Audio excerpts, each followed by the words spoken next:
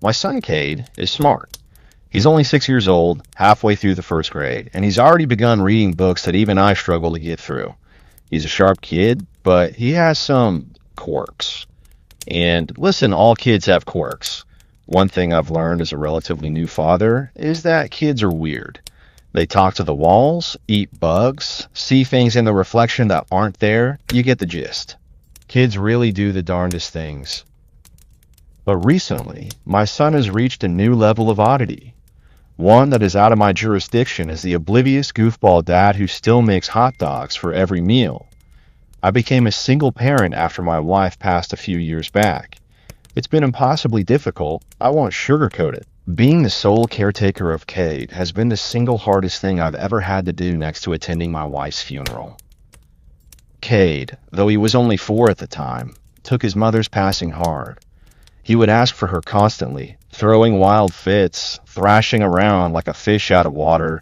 At any minor inconvenience, he would be Lagrosa. I didn't know how to handle it. He'd often throw tantrums in public, wailing like a banshee in Home Depot as passers-by would stare with judgment spilling out of their wide eyes. I felt utterly helpless. All I could do was attempt to calm him in a hushed tone, promising that Daddy was there to help him. But Daddy was not enough. Every child needs their mother. I remember wishing I had the funds to take Cade to see a child psychologist or at least a licensed medical professional. I work in construction and barely make enough to pay each month's rent, let alone provide health care for my poor son. Looking back now, I should have downsized so I could afford it. Cade's explosive fits continued until about a few months ago. These tantrums would occur every other day, if not daily. Then, suddenly, they dwindled to once a week. Then after another month, none at all. I was relieved, to say the least. It was a weight off my chest to avoid the pointed glares from strangers on the street as I'd haul a hysterical Cade into the car, practicing the patience I didn't know I had until fatherhood. But once Cade's meltdown ceased, a new issue presented itself, one that scared me far more than any tantrum I've seen him throw: imaginary friends. I know what you're thinking. Every kid has imaginary friends. And you're right. But Cade's imaginary friends were a little bit different. He called them the audience. It began one night during dinner when I had the bright idea to saute some spinach alongside boiling the usual hot dogs in hopes Cade would get his greens in somehow. I scooped the heap onto his plate and placed it in front of him, beckoning him to try. "It's good," I said, feigning a smile. "Popeye eats it to get big and strong."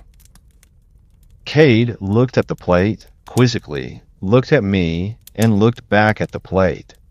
He sat there for a while, staring the spinach down as if were the innards of an alien creature. He looked at me again as if I might be crazy, then pushed the plate away. "No, thank you." "Cade," I said warningly, my dad voice making an appearance. "You have to at least try it." Cade made a humming noise, as if pondering this deeply, and began to stroke his chin. "I'm not sure." He had said, finally, "Let me ask the audience."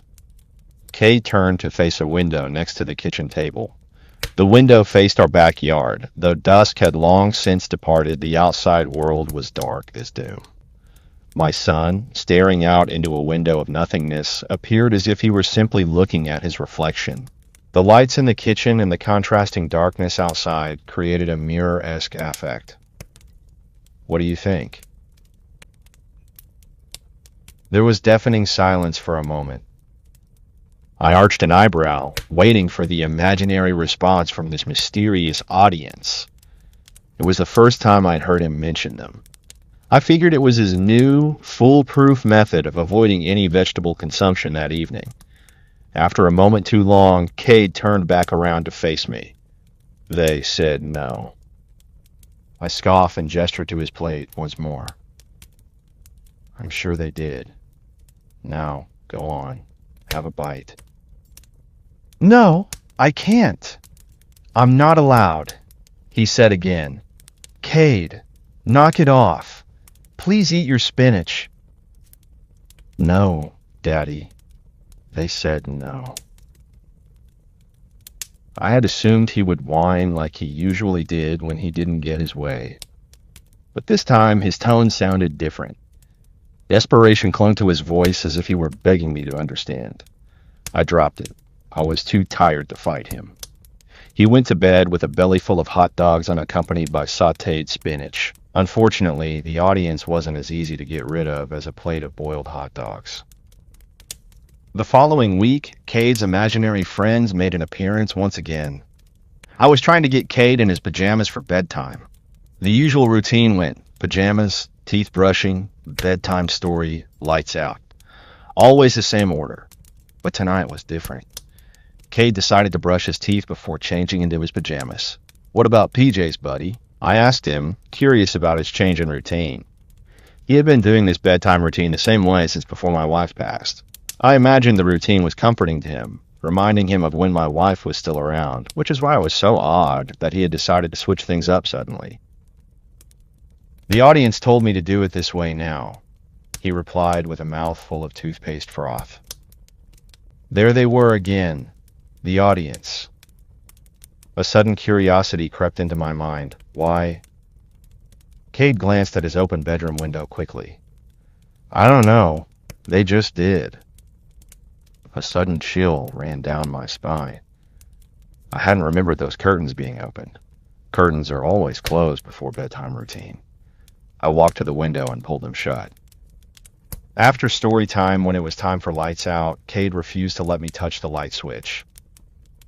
"Dad, the audience wants the lights on." Cade cupped his tiny hands over the switch against his bedroom wall, creating a makeshift barrier, refusing to budge. I rolled my eyes. "Nice try, Cade, but the audience doesn't get to decide the rules." Fear flashed on Cade's face as he snapped his head to look at me, wide-eyed. "Don't say that, Daddy." His calm tone was eerie, and I took a step backward. "Cade, please, you can't stay up all night just because the audience told you to." "Yes, I can," Cade responded, his voice low. He was staring at the window, curtains closed and all. At this point, I was thoroughly unnerved, if I'm being honest. Something in my gut was telling me these imaginary friends were not very friendly. Not just an excuse to get out of vegetable eating, but an excuse for Cade to be up to no good. Even still, I had paternal duties to attend to. "Well, tell the audience to say goodnight." I scooped Cade into my arms despite his pleas and tiny fists of rage. I placed him gently on his bed and made my way towards his bedroom door, flicking the light switch off, signaling he had no choice in the matter. The lights in Cade's room remained on. I stopped in my tracks, spinning around, trying the switch once, twice, 3 times again. The lights didn't turn off. The switch must have been broken somehow, I thought. Despite my rational explanation for the phenomenon, the panic that began to bubble in my chest did not subside. "You're sleeping with me tonight." The next morning, the light switch started working again, and I was able to exhale the breath I hadn't realized I had been holding. But that feeling of relief didn't last long, as the week that followed was filled with even more peculiar coincidences.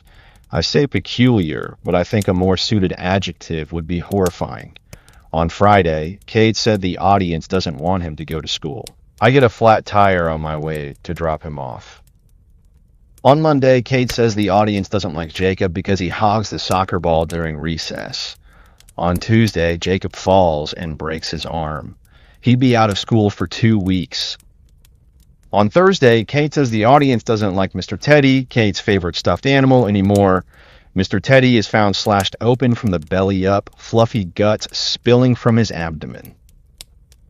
I began having trouble deciphering whether this was Cade's new method of acting out, or if there was really some ominous force at play. I could have rationed each occurrence away by blaming Cade, but I knew in my soul that Cade wasn't that kind of kid. He was sensitive and bright. He was no teddy bear killer. The audience began to infiltrate my thoughts, more than I would have liked it to. It was all Cade talked about, and more often than not, the audience would lead Cade down the path of destruction. Everything came to a head this past Saturday night while I used the bathroom, leaving Cade unattended in the living room watching an episode of his show.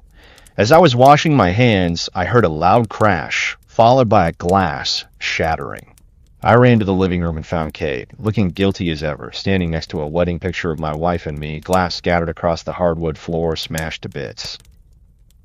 My instinctual response was to make sure he wasn't hurt, which, thank God, he wasn't. But afterward, an inexplicable anger coursed through me. Kate, why would you do something like that? It wasn't me. It was them. The Audi. Go to your room, I shouted, and Cade scurried up the stairs in tears. After a few minutes of feeling consumed with guilt, I started towards his room to apologize. I stood in front of the doorway for a moment, preparing myself for a long apology when I heard Cade's voice. He was talking to himself in his room. Well, he was speaking to someone, but I heard no response. But I don't want to do that, I heard him murmur. I love my daddy. I walked into Cade's room the second I heard him referring to me, and he looked spooked, like I had caught him with his hand in the cookie jar. He was positioned by the window, kneeling, facing the blackness of the night beyond. I could have sworn I saw something moving by the window, a figure cloaked by the lightless sky. Cade, I said slowly, who are you talking to in here? Cade didn't respond. Instead, he got to his feet, arms hanging by his sides, and dramatically flopped onto his bed, face pressed into the mattress. This was Cade talk for get the hell out of my room. Though I was still fixated on the window, exposed by the open curtains, I snapped out of my trance to focus on my priorities. Cade, I say softly, Daddy is very sorry for yelling. Cade let out a humph, but kept his face against the mattress, refusing to look at me. Is there something you want to talk about? Maybe a reason why you're feeling sad? I tried to coax it out of him, but he wouldn't budge.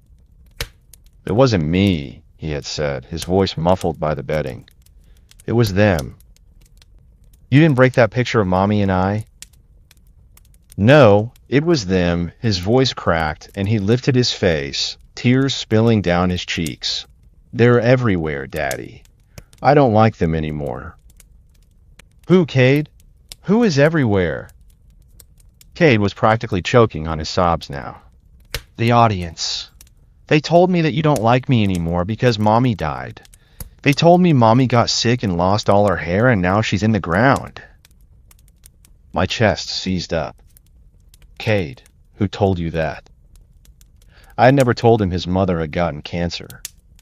I rarely ever speak of her passing for that matter. My wife and I have purposely sheltered him from the very end of her life, only allowing the happy memories to seep through the cracks of his memory. They did.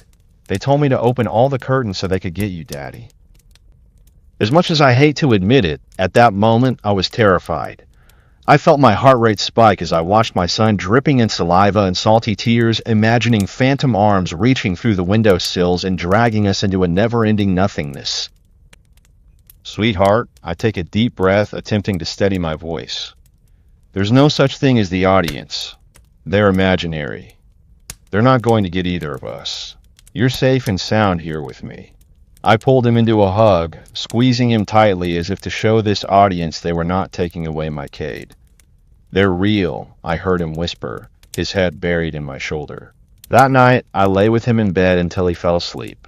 I was careful not to wake him as I kissed his rosy, tear-streaked cheeks goodnight, ensuring he was finally out. I felt at peace knowing he was tucked in bed, safe. I made my way downstairs to tidy up the kitchen, cleaning the pile of stray dishes left from dinner. I went over to the sink and began scrubbing. I had only gotten through maybe 3 or 4 when I saw something out of the corner of my eye. I froze instinctively, fixating on the pan in the sink mid-scrub.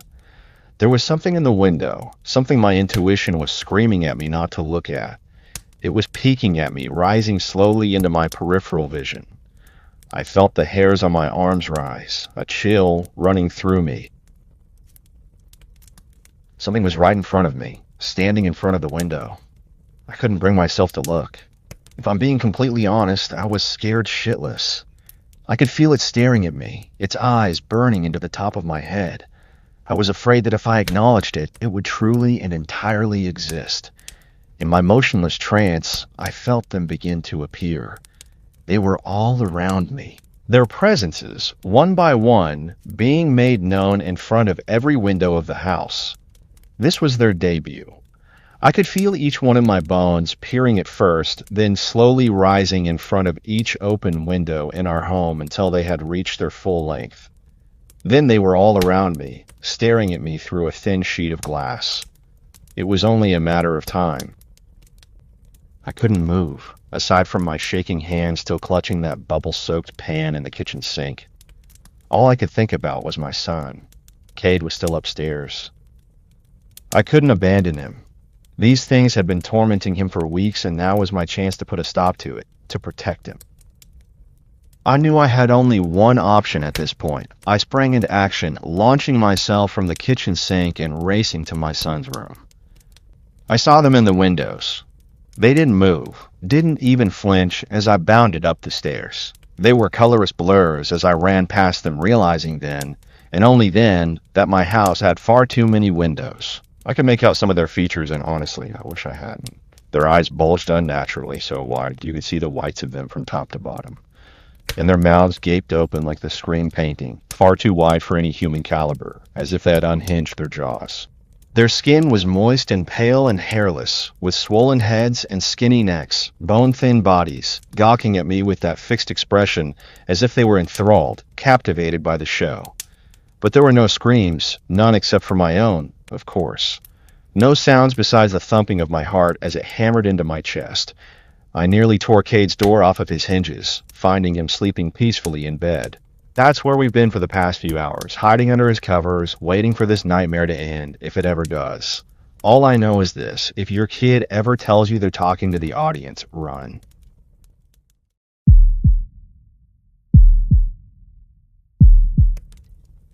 This is going to sound completely insane.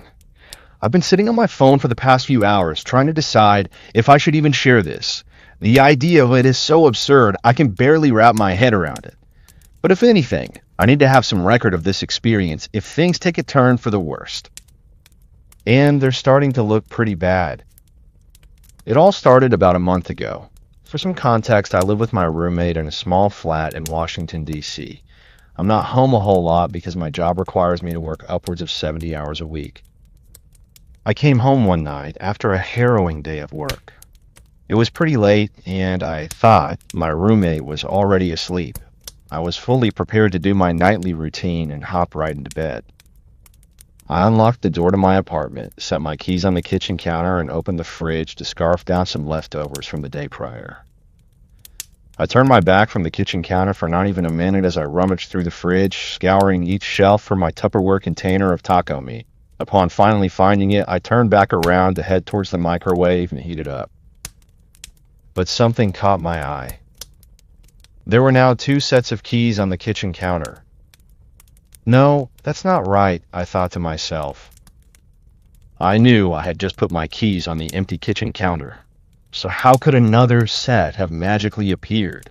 Was I so tired I was seeing double? I rubbed my eyes, but the replica keys remained, still next to mine, clear as day. I tried to rationalize it immediately. I'm a logical guy. I can always find an explanation for even the most absurd phenomena. I knew I didn't have any spare keys, despite my mother's constant insistence that I make copies just in case. So how could another keychain, identical to the one I owned nonetheless, materialize next to mine in an instant? I figured my roommate had crept in behind me and placed his keys on the table next to mine. I was probably so exhausted I hadn't even heard him come in. Though this explanation made the most amount of sense, upon further inspection I realized the keys were an exact replica of mine. Right down to the Charmander keychain I had since I was a teenager. There were keys on this mysterious replica that I knew for a fact my roommate couldn't have had. For instance, I saw keys to offices in the building I worked at. The keys were even positioned the same way I had set them down. It looked as if someone had copied the exact placement of my keys and pasted it directly beside them on the counter. It was utterly impossible. But again, I insist that I was not an irrational man. Not then, at least. I knew this had to be some kind of prank. My roommate and I weren't close. He was a pretty peculiar guy with interests that differed from mine. We didn't interact much besides the occasional cordial greeting, but I never would have expected him to be smart enough to play a prank like this. It was odd, even for him. I continued to reason away, coming up with any plausible explanation for the duplication of my keys as I ate my dinner in silence and headed to bed. But I couldn't sleep that night. I tossed and turned and sweat through my sheets. I had known in my gut something wasn't right, but I had ignored it for the sake of my own sanity. The next morning, the cloned keys were gone. Only one pair remained on the kitchen counter. I breathed a sigh of relief, chalking it up to me being so sleep-deprived that I was imagining things. Boy, was I wrong. After about 2 weeks, I had honestly almost completely forgotten about the whole incident. That was until it happened again. This time, I had just gotten out of the shower on my one day off. It was Saturday, and I had decided to go for a quick run around the city for some exercise. I had arrived back at my apartment and taken my AirPods out to jump in the shower. I placed them on my dresser without a second thought before gravitating towards the bathroom to do my thing. About 15 minutes later, I leisurely made my way out of the bathroom, heading towards my dresser to throw on a pair of shorts and a t-shirt when I saw it. 2 AirPod cases lay before me, one right where I had left it, and a duplicate right beside it. I had to bite back a scream. Where had the other case come from? How could I even discern the difference between the two? Which one belonged to me? I sat there for what felt like hours, staring at the scene before me in disbelief. I even contemplated whether or not I was going cross-eyed.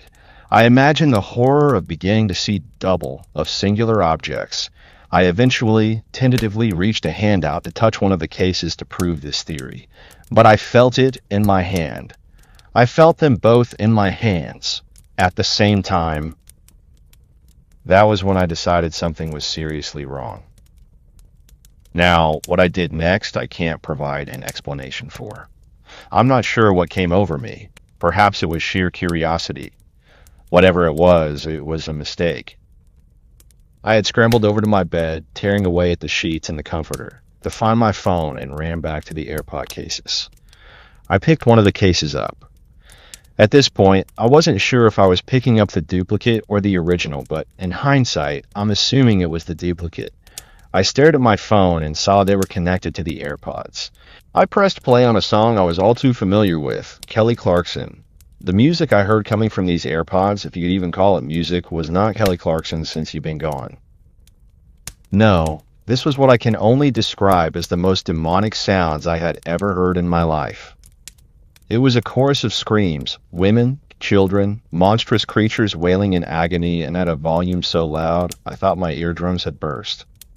It was similar to what I had imagined the depths of hell to sound like. I nearly smacked myself outside of the head trying to rip the AirPods out of my ears. I felt all the blood leave my body as my knees buckled beneath me. I couldn't move, I couldn't react, I couldn't even scream. I had no idea what I was dealing with, but I was beginning to believe it was otherworldly. My sanity had fled me in a mere instant, and I had no idea what to do next. That evening, I contemplated checking myself into a mental hospital. The doppelganger AirPods had disappeared, but I had started to notice the clones of my belongings appearing more frequently.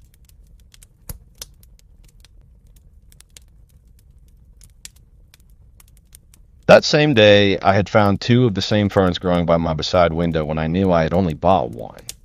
I tried to pour myself a glass of bourbon to calm my nerves and found 2 of the same limited edition Blood Oath Kentucky Straight bourbon bottles right beside each other.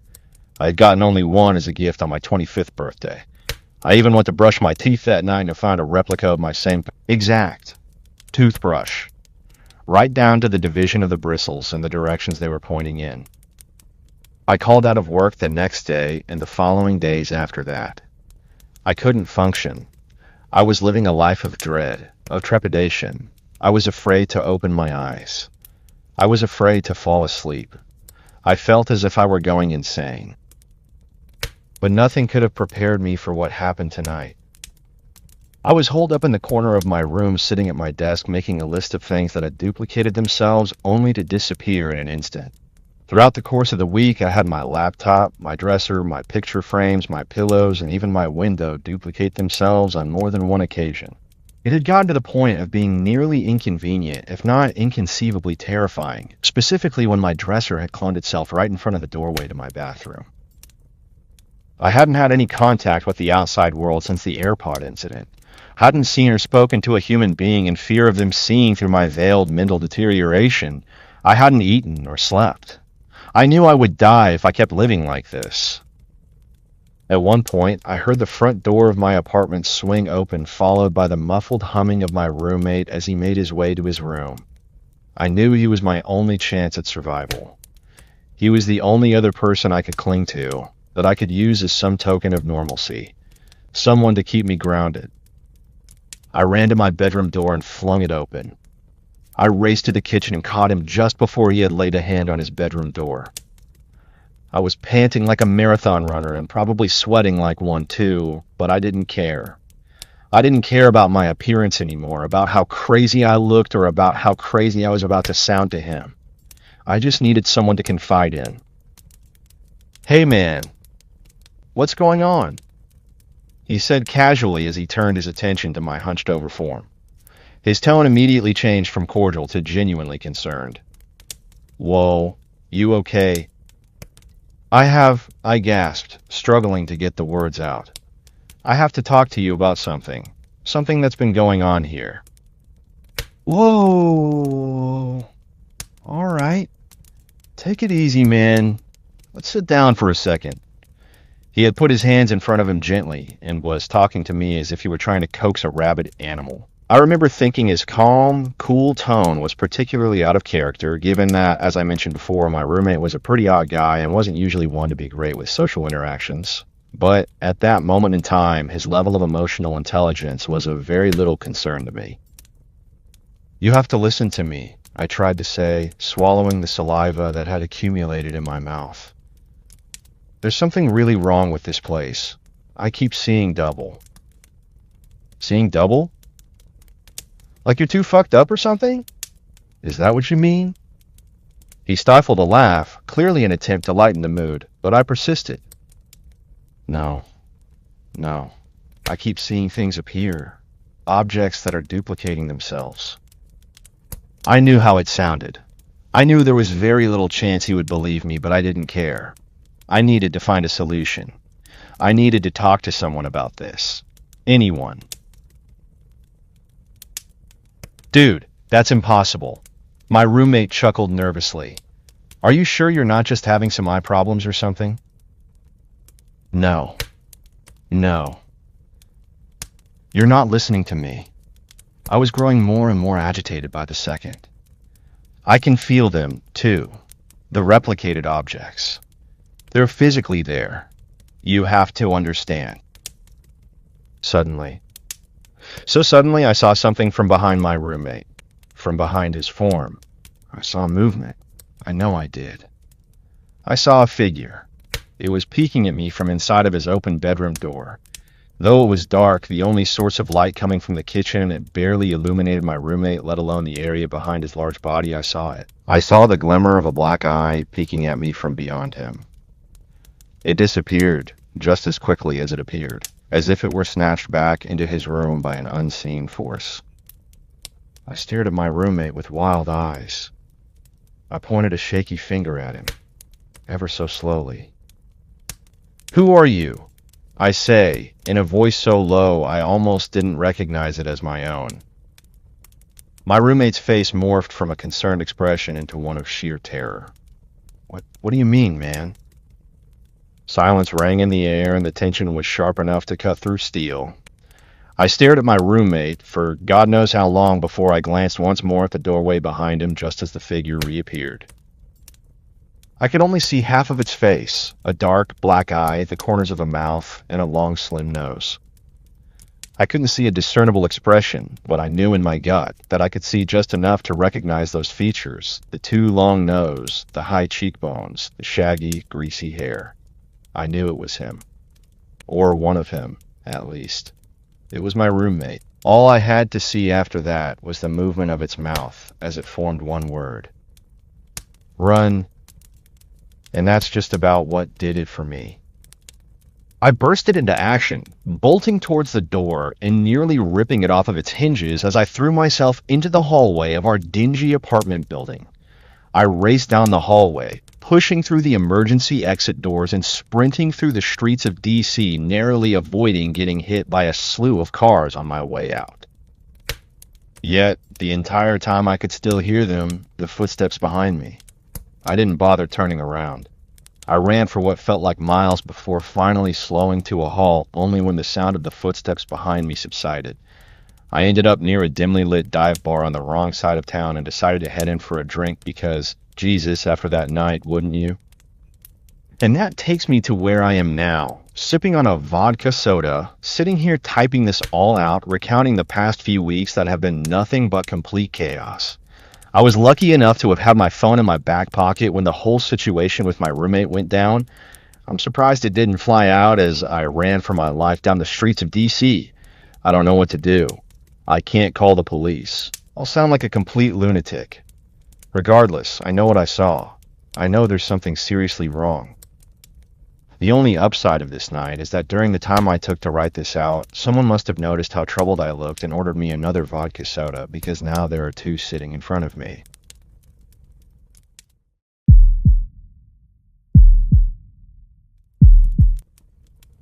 I was 17 when my dad died of heart failure.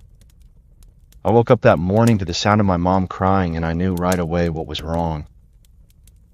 He'd been sick for years and his own father had died the night before in the same way. According to my mom, my dad died with a smile on his face. At least his last moments may have been happy because he was not a happy man in life. He was grumpy and mean and the type who always had to get his way. I still loved him, but in all honesty, I was relieved when he died.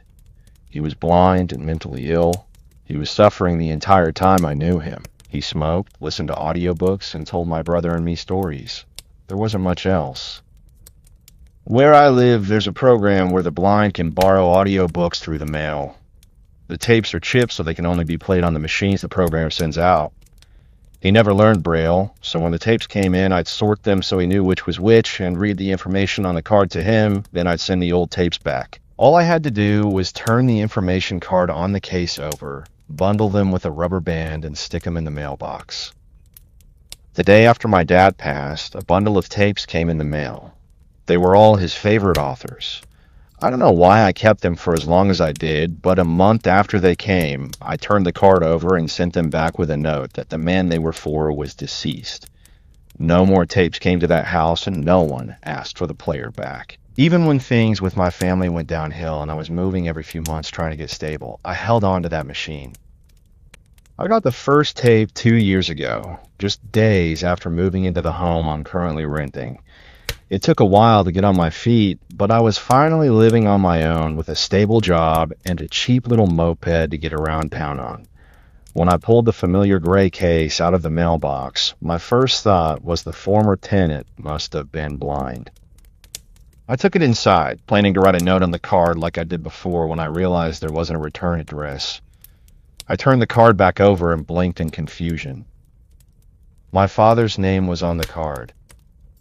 For some strange reason, my dead dad's name was on the card of the tape delivered to my address. I tried to contact the program to see what was up. They claimed not to have any record of sending it. After I battered them for a couple minutes, they asked which audiobook it was. I checked the card again and realized it didn't say. The cards were supposed to have the title, author, and narrator printed on the front, but there wasn't any of that. I told the person on the phone and they sighed, told me they didn't send it, and hung up.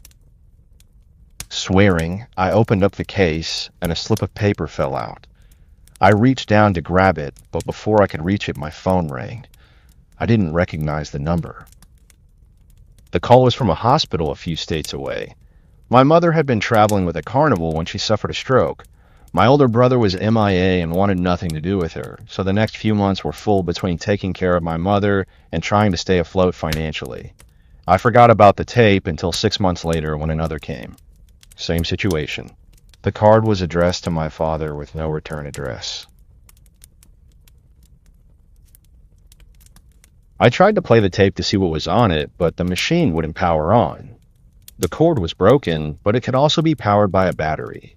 I told myself I'd get some batteries, threw both tapes and the player into a drawer, and forgot about them. By then, my mother was as recovered as she might ever be. She couldn't live alone because she couldn't cook or drive, so I added her to the lease. I really didn't want to since we'd been on bad terms before the stroke, but I couldn't bear to abandon her. Maybe I should have. A week ago, another tape came. I showed her the case, but she had no idea what it was. At first, I chalked it up to the memory loss she'd been experiencing. The stroke hit her hard. She couldn't remember anything about me or our family for a long time, and she had trouble moving like she used to. Her limbs moved awkwardly, and she had to learn how to use her body all over again. I had to help her do pretty much everything at first, and in some ways, it felt like she died, and the woman living with me wasn't my mother anymore. I went to the store yesterday and bought a pack of batteries. After my mother went to bed, I grabbed the tapes and the player and went to my bedroom. Maybe the tapes were similar to what my dad liked to listen to, and it would give her something to do during the day other than watch TV. I thought that maybe a story she'd heard in passing would jog her memory. I put the batteries in the player and it powered on. Smiling, I grabbed one of the tapes and pushed it in, but no sound came out. The speakers were busted. Determined to finally find out more about these tapes and prove that I was right and the program had sent them, I dug out some headphones, plugged them in, and hit play. At first, all I heard was soft sobbing and rustling. Did someone record over the book? It couldn't be an accident. Was someone messing with me? My brother? After a few seconds, a woman's voice screamed for help. I paused the tape. It sounded like my mother. Deciding that was ridiculous, I hit play. There were only a few minutes of audio on the tape. It sounded like someone running and screaming for help before being caught. I sat there while silence played for a few seconds, thinking how odd it was. Maybe it was an audio drama? Where were the credits? I swapped one tape for the next. This one was an entire audiobook about stroke victims. I sped through it, and it seemed to be a guide for family members. It went over recovery, support, anything a family member might want to know. I shook my head and moved on to the third tape. This one had only a few seconds of audio, but I listened to it over and over again, not really believing what I'd heard. It was my parents talking. How had anyone caught this? Who would send it to me? Why go through the trouble of putting it on one of those specialty tapes? It must have been recorded during one of those nights where they'd sit and talk about life.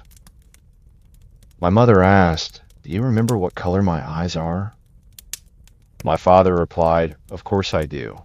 My favorite shade of blue." It didn't make any sense. I knew it would bother me my whole life, but at the end of the night, I shoved the tapes and player into the back of the closet. I didn't plan to ever dig them out again. If any more tapes came, I'd throw them back there with the rest without listening to them. This morning, I got up early. I couldn't get back to sleep, so I decided to clean the kitchen. I happened to knock a sauce bottle behind the fridge. Groaning, I pushed it forward a few inches and knelt to look for the bottle. I grabbed it and paused when I saw a slip of paper lying face up with a simple handwritten message. "Do you remember what color my eyes are?" I grabbed it and pushed the fridge back in place.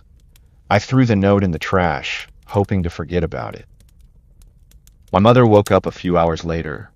I brought her breakfast, and she thanked me. Her hands still shook as she lifted the spoon to her mouth.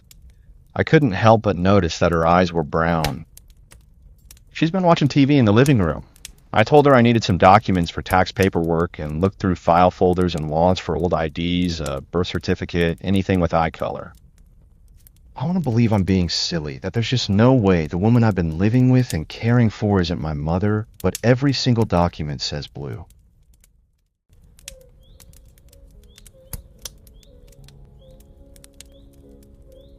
Beer, chips, and shitty country music. That would be my diet for the next few days. I'd finally wrangled some free time to spend with my best friend and blood brother, Chris. After high school, we fell in different directions. It's amazing the different pace of life going to college causes. Chris studied hard, and with one plaque and a crippling amount of debt later, found himself working as an attorney back in his hometown. Recently, he had his first child with his wife Lydia, a lovely woman, although I never get to see her and Chris nearly as much as I want. I went down a different path. I was married at 19 to my former prom queen. We had an extra mouth to feed since 21, and it's been an uphill battle from then on. Now my son has left for college himself, just like his godfather. Not to say I'm not busy, but life has taken an easier turn. Chris and I barely spoke during COVID, but now we've managed to chisel a weekend out of our calendars to catch up. I decided to go camping. After combing through countless cheapo booking sites and possibly getting a virus off one of them, we both thought, fuck it. Tent ready, we set off into the great unknown, planning on pitching up wherever we felt like it, just as we had done in the summer of 1999. Chris showed up at my house in his battered gray family wagon last Friday evening. We packed a broken cooler box and more equipment than we knew what to do with. We were already reminiscing about our youth as we pulled out of my driveway. Remember that time Vlad stole Mr. Hastings' car? Right after he failed him in English. Chris asked as we crossed the county line. I chuckled a reply. God, yeah, I do. Vlad was insane though. He was always doing shit like that. Hey, can you remember what his real name is? Chris continued. Eugene? I think so, anyway. Even his own mother called him Vlad. You know what he's doing now? I said as I looked at Chris, who was squinting at the road ahead. Don't drink and drive, kids. Prison, Chris replied, and we both burst into another bout of overcompensatory laughter. Once we were silent again, Chris looked at me and said I'm serious, and we both started roaring again. Felt like a school kid around Chris. A few years ago, the last time we met up properly, I caught myself glancing over my shoulder on numerous occasions, half expecting a real adult to come take away my beer and replace it with a lecture. I had that same feeling again now, and I'm glad I did. 3 hours later, the road turned to a dirt trail, and then to a road again, albeit a much less maintained one. As we were being buffered around by the potholes, Chris spoke. We're definitely coming up to the place I found. Keep an eye out for any signs, he said as he pounded the GPS, trying to get it to work. Damn thing's having a seizure. Chris had found a serene stretch of woodland whose owner, the widow of an old timber tycoon, allowed and encouraged wild camping. Not long after the GPS failed on us, we came to a fork in the road. There was one sign that pointed to the path left and read Naxbridge. Ring a bell? I asked Chris. Sort of, he replied, and after a while of mentally mulling it over, yeah, that must be it. With that, our battered rambler took off down the left road, and further into the forest. Eventually, the tree cover began to peter out as it gave way to the infrastructure of what we assumed to be the sleepy town of Naxbridge. Thankfully for our navigation, there was only one main road that cut through the village. I stared at the passersby, busying themselves with market stands and vendors. A new mother pushed an old pram. A pensioner sat on a freshly painted bench and fed the birds. Youths kicked around a ball on the grassy knoll. We passed through the heart of the town and drove past the rows of vividly colored houses, all facing out to the road. Some people were out in their front yards, potting flowers or just relaxing. We quickly passed through the village, leaving it in our wake as we drove on. Seems like a nice place, said Chris, looking around for any indications of a camping ground. We should have stopped and asked someone back in Naxbridge, I told him. Just as we were debating on whether to turn around, a small gas station came into view just up ahead. I'll pull in here and ask someone, Chris said, taking the words right out of my mouth. He turned the car into the station, which was nestled neatly into the tree line. Want anything while I'm at it? He asked me as he was getting out. I think we have enough junk for the weekend. Oh, wait a second here. I grabbed a tissue and a pen. Get them to draw a map for us. Chris took it from me with an eye roll and marched off into the station. While I was waiting for him, I flicked on the radio. Nothing but static. Signal after signal, all it picked up was a harsh white noise. I was about to turn it off when I heard something through the hum. I turned up the volume and listened closely. I could hear a faint, undulating pulse. It was soft and routine and was barely audible within the static, but it was there. I jumped back, startled by the door swinging open. I didn't realize how close I'd moved to the radio. Chris climbed back into the car with a sigh. Before I could ask the obvious, he told me. Apparently, there is no camping site around here. Not only that, but it turns out that we're, and I quote, not welcome round these parts. With that, Chris threw the napkin turned map onto my lap. I held it up to the light and studied it. They also drew us polite directions on how to fuck off, Chris said earnestly. Who's they? I finally asked him. Some old guy and his wife, he replied. They seem really brought into that mom and pop shop horse shit. Was there anyone else in the store? A few, Chris clarified, maybe 3 or 4. Why? Well, did you ask any of them for directions? Or just the obviously sour old couple? I asked. Chris knew what I was implying and sighed. He wordlessly opened the car door and got out, making his back into the gas station. While he was gone, I popped open the glove compartment and rummaged around for a Tom Waits CD. I was dragged away from my search by the radio turning itself on. I looked at the knob, brow furrowed, trying to figure out if I'd accidentally hit it somehow. The same pulsating beat began to pour from the car speakers. I quickly switched it off again, feeling the beginnings of a migraine. Before long, Chris trudges out of the store, shaking his head and sighing so dramatically it sounded like a drowning man's dying breath. He climbed back into the car and slammed the door shut. Bastards, he muttered to himself as he started the car and pulled out of the station and onto the open road. Any luck? I asked rhetorically. They all had the same reply for me, Chris began, told me I should leave small towns to themselves, whatever that means. This young one did tell me about a campsite not all that far from here, but it didn't sound like the place. What should we do? Chris glanced at me. Whatever you want. An hour later, we were struggling with a tent. One of the collapsible pipes had snapped and was being held together with duct tape. That duct tape meant it was now too thick to pass through the canvas passage along the top of the tent, which was supposed to give it its shape. Eventually, we collapsed into our camping chairs, defeated, and cracked open a few cans. Chris and I had driven for a while longer after our unfriendly interaction at the gas station until we came across a dirt road swerving into the forest. We decided to follow it and eventually came across a perfect little clearing on the banks of a too-good-to-be-true lake. We knew a certain danger came with pitching a tent in the open wilderness, but that's what we came here for. Besides, we weren't all that far from the main road. Chris convinced me to move the tent a little further inland, pointing to the sodden earth creeping in a few yards from the water's edge. We found a nice spot around a minute's walk from the car, and that's where we chose to begin our struggle. The sun was near setting by the time it was up. Once it was, and most of our things had been unpacked, we set about starting a fire. Half a can of kerosene later, the fire was roaring, and we both settled into our camping chairs for the night. This still beats our last attempt at camping, joked Chris as he took a sip of warm beer. That it does, I said, sinking into my chair. That it does. Recreating a scene from Jaws, Chris swung his leg up over the arm of my chair, pulling up his trouser leg. He showed me the burn mark along his calf muscle. What about your memento from that night? He asked me. I smiled and shimmied my arm out of the coat sleeve.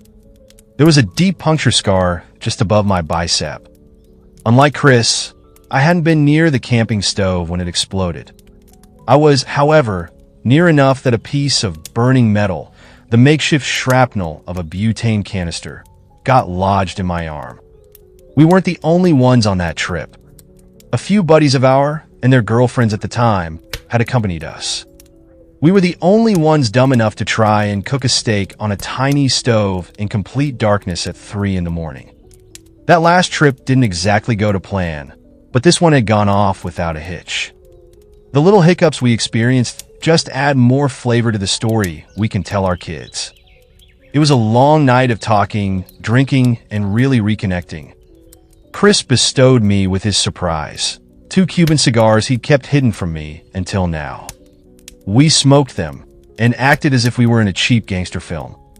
Our plan was to stay up until dawn, but our middle-aged bodies gave out on us, and we crawled into our sleeping bags shortly after 2.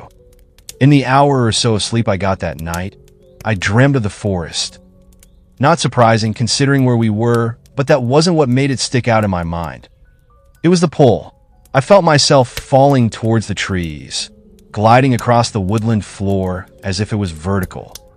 I kept falling until the forest disappeared and was replaced with darkness. Darkness and a hum.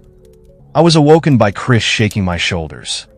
Matt, wake the fuck up, man," Chris said, whispering the first half and shouting the second. I sat bolt upright in my sleeping bag. "Chris," I said, rubbing my eyes, "what is it?" "It's everyone," Chris replied, his voice shaking. Slowly, I crawled out from behind him, and we both peeked from the tent. Chris's plastic torch shone over crowds of people, dozens, maybe even hundreds, among the trees. Startled, I grabbed Chris's collar and yanked him back into the tent. "What the fuck?" is all I could say. Chris sat directly in front of me and itched his nose. "I got up for a piss and saw them," he said, standing there still as statues. "They didn't do anything? They didn't move an inch. They aren't even looking at us." I found a drop of courage and moved past Chris. I pulled down the zip all the way and stepped out of the tent. Sure enough, the rows and rows of people surrounding us were all looking, uniformly, out to the east of our position, deeper into the woods. Before I could do anything else, I realized that I recognized one of the people. A mother, holding her newborn in her arms. I saw her earlier on that day, when we were passing through Naxbridge. "Recognize any of them?" Chris asked, putting a hand on my shoulder. "Yeah," I replied, "that young mother. I saw her back in Naxbridge." Chris nodded. "I saw this old man, realized he was the same guy as I saw at the gas station," Chris said, pointing into the crowd. I turned to him. "What the hell should we do now?" I asked. "To the car," Chris replied, grabbing his bag from the tent, having quickly packed the essentials. He made me do the same. Once I had, he gave his torch an extra wind-up, and we began our walk to the car. The people we walked past looked barely awake. They all stood in a perfect rowing, disappearing into the darkness of the forest on either side. Their mouths slack, their eyes blank. I began to wonder if we'd stumbled into a town-wide trip. Thankfully, my worst fear of one of the catatonics suddenly reaching out and grabbing me didn't come true. Chris and I finally shrugged our way past the figures into the car. He took the keys from his pocket and unlocked it, swinging his bag into the back and taking his place in the driver's seat. He didn't bother looking back at the formation of people who all seemed to be sticking to the tree lean. I sat next to him and slammed the door behind me. We exchanged cautionary glances as he put the key in the ignition and turned. The car sprung to life, and so did the radio. The shrill noise it emitted was noxious. My hands went to my head as I bent double over the dashboard. From the corner of my eye, I saw Chris being affected in the same way. It was excruciating. It felt like there was a rabid ferret in my skull, trying to claw its way out. Almost debilitated from the pain, I felt around for the knob on the radio, desperate to switch it off. Me and Chris found it at the same time, and as the radio ceased, so did our agony. Reeling, we both slumped back into our seats. Chris managed to compose himself enough to sit up and turn to me. Just as he was about to speak, his eyes widened, terrified, and he grabbed the steering wheel. Oh shit, he muttered to himself frantically, trying to get the car going. Confused, I turned and looked out of the passenger side window. What I saw stuck with me. The masses of people standing perfectly still had turned around and were now staring directly at us. I watched them as the exhaust sputtered out black vapor and the old motor forced itself into motion. When we moved, so did they. The front row was petrified, but countless people began running at us from behind them, furious and sprinting full pelt. As we drove, they flung themselves at the car, fearless and intent on stopping us.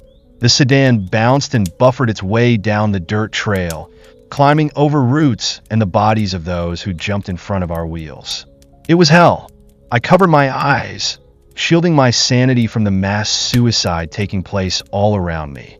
Finally, one of the townsfolk managed to get onto the car, running straight at us and jumping onto the hood. The pensioner held on for dear life, and once he had a good enough hold on us, started to repeatedly slam his forehead against the windshield. Blood and small cracks spread through the glass. Chris swerved erratically, attempting to throw the old man off. The noise of our screams was replaced with the deafening sound of a tire exploding. Chris was thrown from the wheel as the car spun out of control, tumbling from the dirt path down the slope and deeper into the forest. I held my head in my arms and braced from impact. The old man on the hood was splayed open, bits of him dripping from the branches. Steam bellowed from under the mangled metal. Dazed, I unbuckled my seatbelt, pushed open the car door, and let myself fall to the ground. I vomited and slowly stood up from my hands and knees. On uneasy legs, I walked around the wreck to find Chris in the same position on the ground, nursing what looked like a broken hand. Wordlessly, I helped him to his feet. He formed a weak smile, and we swung our arms around each other, keeping ourselves balanced. Before we could form a plan, we heard the familiar, rapid crunching of undergrowth. We turned to see dozens of Naxbridge residents sprinting over the brow of the hill, some falling over as they tumbled towards us. As best we could, we ran, impeded by our own bodies, who were ready to give up. We limped on further into the forest. It was Chris who noticed the faint glow up ahead. We were no longer steadying each other, now just trying to outpace the pursuers behind us. Every time I glanced back, they advanced, until I could feel their cold breath on my neck as we ran. My will to survive dragged me violently forward, same with Chris. Desperate and bleeding, we cleared another ridge and fell, tumbling down into a clearing. We helped each other stand, resigned to the fight that would surely ensue when they caught up with us, and saw it. Sprouting from the dead center of the small clearing was a brain. A human brain, almost the size of our car. A soft light emitted from the pinkish-gray tissue. Tiny particles danced in the air around us like electric sugar. I felt a dull rattle take over my body as my mind was flooded with a comforting brown noise. It made my sinuses clear and my earwax loosen. After a while of just standing there, staring at the infinite wrinkles of the woodland brain, I realized that we were surrounded. The population of Naxbridge stood around us, expanding out in an incrementing spiral. All of them stood like me, open-mouthed and blank-eyed before the brain. The brain of God. The brain was my God now. It was everything to me. I felt like I'd found my life's purpose. Anything other than blind devotion seemed ridiculous. Within my liver, I felt true meaning begin to manifest for my soul. It was all because of the brain, and then Chris stamped on it. His foot mushed through the gray matter, lodging itself in the gunk. A torrent of white, creamy liquid poured from the gape. The glow ceased as the particles screamed and died and fell to the earthy floor. Chris grabbed me by the collar and shook me until my pupils stopped dilating, until I felt thought again. "Chris," I asked, feeling like I'd just woken up. He smiled and grabbed my forearm, leading me away from that monolith of madness. Around us, countless people lay on the ground, gripped by violent seizures. Foam welled from the edges of their mouth as blood dripped from their eyes and ears. Churs and I stepped over them while we walked back to the car. It was a scene that will never leave me, a scene that is tattooed on my subconscious. I see it every night again when I dream. It must have been 1,000 people. You couldn't make out the forest ferny floor, with every inch covered by a dying human. They thrashed violently as we made our way past them, trying not to look down. Every so often, light from the full moon overhead, who spit down through the boreal canopy and highlight a particular death face of anguish. Finally, we found the car. The victims had begun to thin out by now, with only a dozen or so filling our field of vision. I helped Chris push his car from the old oak tree, which was still covered in the blood of that unfortunate old man. Chris told me that other than the torn coolant hose, the damage was just cosmetic. It was safe enough to drive, maybe not all the way home, but certainly far enough to get us back onto the highway. I wasn't sure if I believed him, but I didn't care. I slumped back into my passenger side seat and slammed the door shut behind me.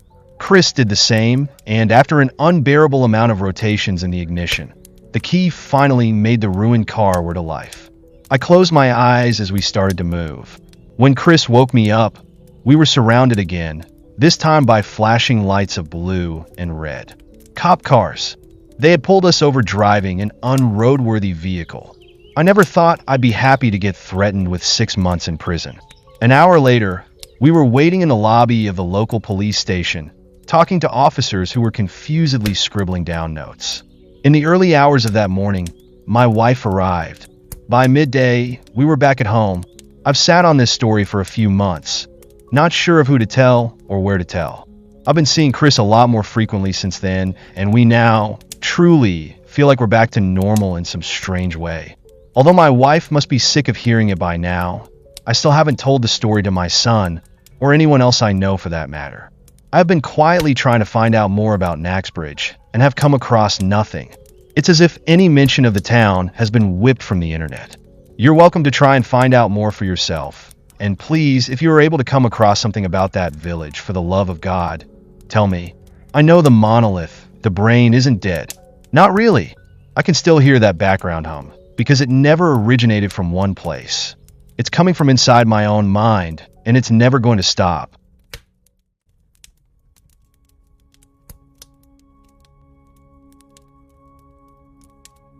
I've been camping in the woods for 2 weeks, long enough for the world outside to feel distant, unreal. My food supply is running low, but I don't mind. Out here, the quiet is intoxicating. I spend most of my time wandering through the woods, probably straying further from my tent than is actually advised. I can't help it. I want to forget society exists. And sometimes I find cool stuff. Yesterday, I found a horse. At least I thought it was a horse at first. It stood in the clearing, framed by skeletal pines, its coat impossibly white. The air around it shimmered, like heat rising off asphalt. Its mane was long, silken, and a twisted horn jutted from its forehead, reflecting the dull light of an overcast sky. That's when I realized, holy shit, that's a unicorn. My first thought, insane, childish, felt like a dream breaking through reality. There was no way it could be anything else. It looked just like every depiction of the white equines I've ever seen. It was magnetic to look at, drew me in, made me want to talk out there and see just how soft that fur was. Thankfully, I saw the carcass before leaving the tent. A bear, ripped open from throat to belly, its insides spilled onto the pine needles. Steam still rose from the glistening ropes of intestine.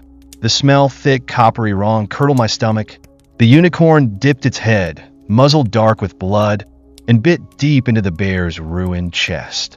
It tore away a chunk of meat, the wet sound of it nearly sending me to my knees.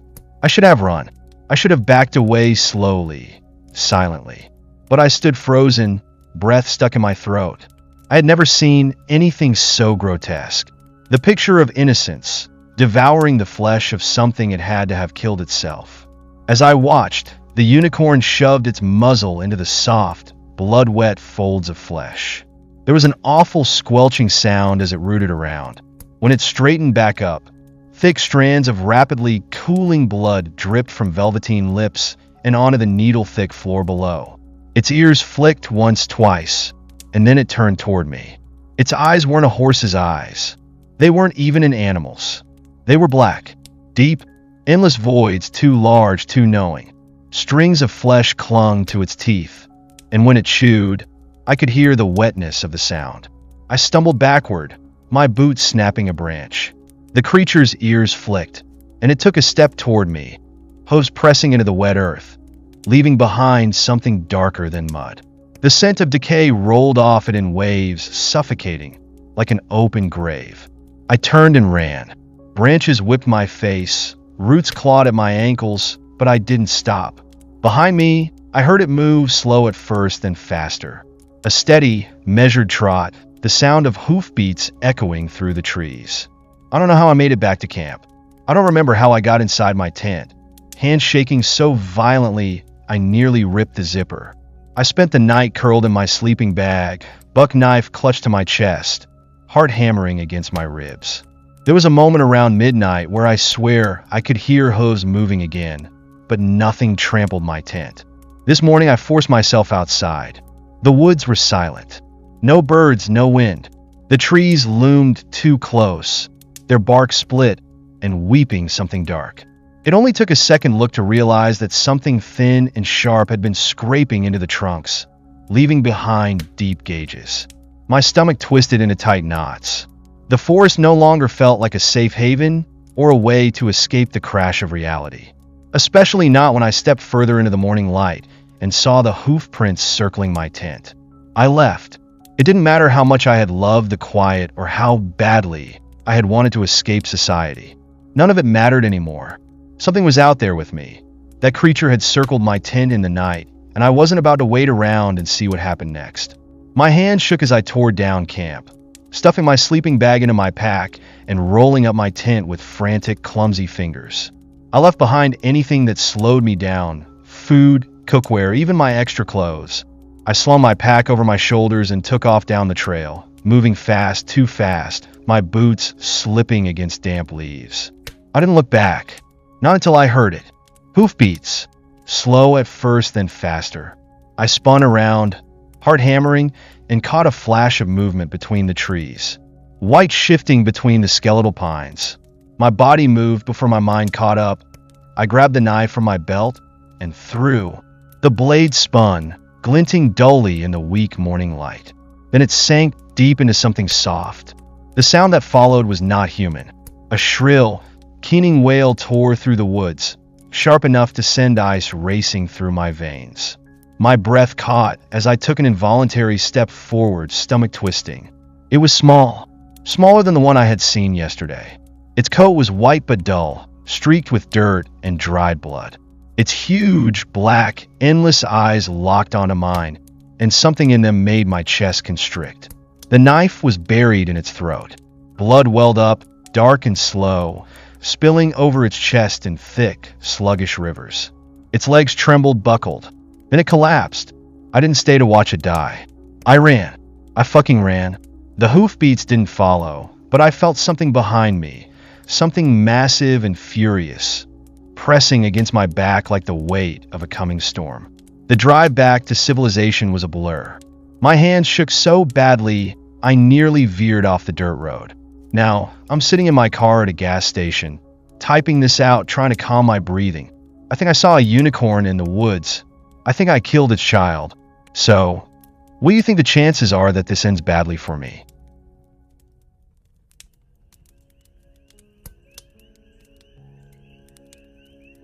A heavenly scent means death.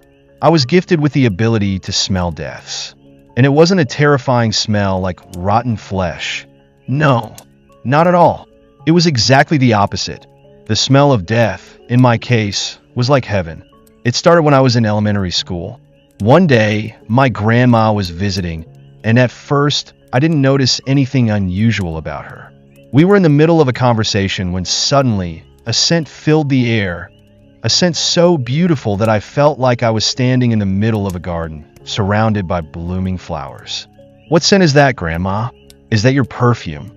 I asked her innocently. "What scent, sweetheart?" "I'm not wearing any perfume," she replied, looking confused. Exactly the next day, she died of a heart attack. Grandma had been suffering from heart issues for years, and considering her age at the time, it wasn't a shock. I didn't realize it to be my gifted ability at first, not until several deaths later. Mom was always the one I talked to every time I smelled the heavenly scent radiating from people near me. She didn't know what it was at first either. But after several deaths and countless conversations, my mom and I came to the conclusion that I had the gift of being able to smell deaths. It's a gift sent from above for a reason. You don't brag about it. My mom reminded me, time and time again. She also reminded me not to tell anyone else, especially not those who radiated the heavenly scent. They might be able to avoid it if I told them. I argued. "Nikki," she said with a calm and wise demeanor. "That may be true, but in most cases, death is inevitable. No one could do anything about it. It scares people to know they'll die in the next few hours. Death itself is already something people are terrified of, even without knowing it's coming."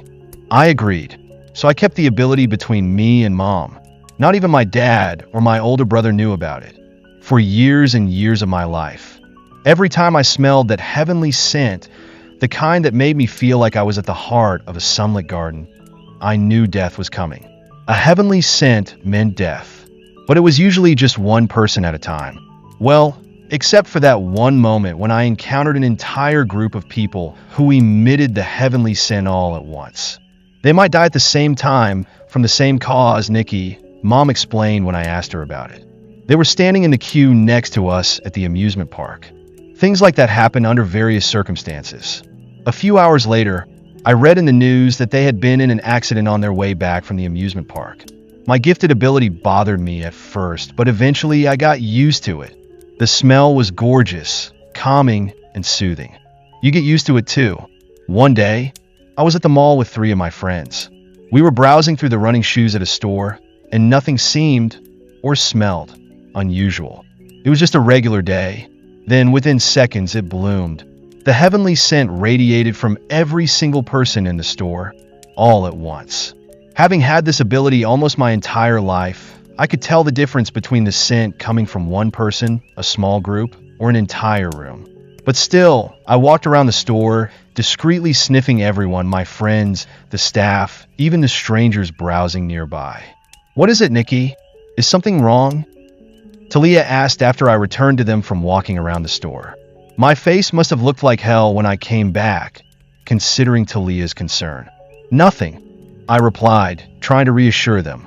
But I couldn't just shrug it off. They all had it. They were all emitting the heavenly scent. All at the same time. How the hell did that happen? On our way back to the parking lot, we passed by dozens of people. Every single one of them emitted the heavenly scent. I was horrified. Nothing like this had ever happened before. When I got home, I was about to tell my mom about it. She was the only person who knew about my ability. But I stopped the moment the heavenly scent radiated from her too. "You okay, Nikki?" Mom asked, noticing that I was on to something. "Yeah, Mom? I'm okay." I walked around the house, my heart pounding. As I got closer to my dad and older brother, the scent filled the air around them too. Why the hell was everyone emitting the same heavenly scent at the same time? That could only mean one thing. They were all going to die at once, most likely from the same cause. But all those people? There were so many of them spread across different places, at the mall, on the road, at home. Most of them didn't even know each other. What could possibly kill them all at once? I turned to the TV my dad was watching, and an emergency news broadcast was on. An asteroid had just fallen past the Earth's atmosphere, heading directly toward the town we lived in. The asteroid is expected to hit the town in no more than 2 hours, the news anchor announced urgently, looking extremely horrified. "We encourage everyone in town to evacuate as soon as you hear this news." The town I lived in wasn't small, and it was home to quite a number of people. With the panic and chaos caused by the sudden, terrifying news, I was certain that not everyone would be able to evacuate in 2 hours. Then I realized I had forgotten something. I lifted my hands, bringing them close to my nostrils, and I sniffed myself. I too smelled like a garden full of blooming flowers.